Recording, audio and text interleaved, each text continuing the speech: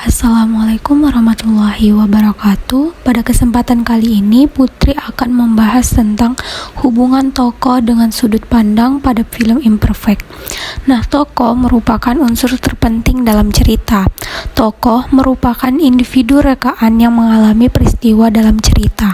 Elemen tokoh merupakan elemen yang menempati posisi strategis sebagai pembawaan dan penyampaian pesan, amanat moral maupun sesuatu yang sengaja ingin disampaikan kepada pembaca. Nah, itulah menurut Rockmansyah, yaitu pada tahun 2017 pada halaman 7.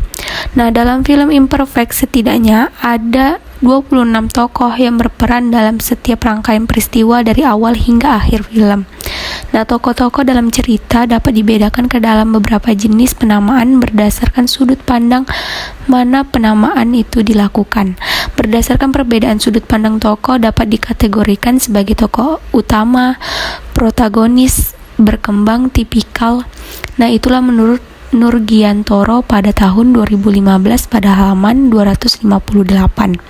Terdapat 3 tokoh utama dalam film Imperfect, yaitu Rara yang diperankan oleh Jessica Milla, Dika yang diperankan oleh Reza Rahardian, dan Lulu yang diperankan oleh Yasmin Akhtar. Selain tokoh utama, kita sudah mengkaji bahwa tokoh protagonis dan antagonisnya. Tokoh protagonis diperankan oleh Sareta Danis, yaitu Faye, sedangkan tokoh antagonisnya itu diperankan oleh Clara Bernadette sebagai Marsha, dan Karina Nadila sebagai Iren, dan Devina Aurel sebagai Wiwit.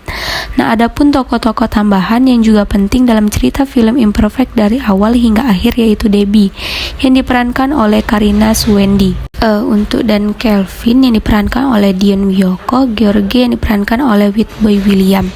Nah, Nora yang diperankan oleh Dia Permatasari, Mahada yang diperankan oleh Wanda Hamida, dan Monique yang diperankan oleh Olga Lydia.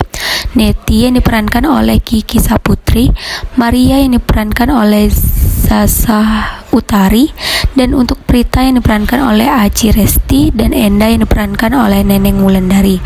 Nah, membicarakan tokoh tidak lepas kaitan dengannya penokohan. Penokohan berasal dari kata tokoh dalam suatu cerita yang pelaku-pelakunya itu ditampilkan oleh pengarang dalam sebuah cerita. Sedangkan yang dimaksud penokohan adalah proses perwujudan kualitas individual sebuah peran tertentu dengan melalui penampilan terhadap sesuatu gerak dan dialog Rahmanto. Nah, itulah menurut Rahmanto pada tahun 2017 pada halaman 7. Baiklah, sekian dan terima kasih. Assalamualaikum warahmatullahi wabarakatuh.